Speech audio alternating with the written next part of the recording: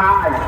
আমরা বলছি যে বাংলাদেশের পৌরসভা এবং সিটি কর্পোরেশন গুলো এখন অভিভাবক শূন্য, এখন জনপ্রতিনিধি শূন্য, এখন সেবক শূন্য। আমরা বলছি আগে তাড়াতাড়ি জনদুর্ভোগ নিরসনের জন্য জাতীয় স্থানীয় নির্বাচনটা দিতে হবে। স্থানীয় নির্বাচন হলেই জনগণের এই দুর্ভোগটা কাটবে। তারপরে অবশ্যই জাতীয় নির্বাচনও দিতে হবে। তবে জাতীয় নির্বাচনের আগে জনগণ চায় মৌলিক কিছু সংস্কার হতে হবে। অনেকে বলছেন সংস্কার বড় কথা নয়, মানুষ কিভাবে খেয়ে বেঁচে থাকবে এটা বড় কথা।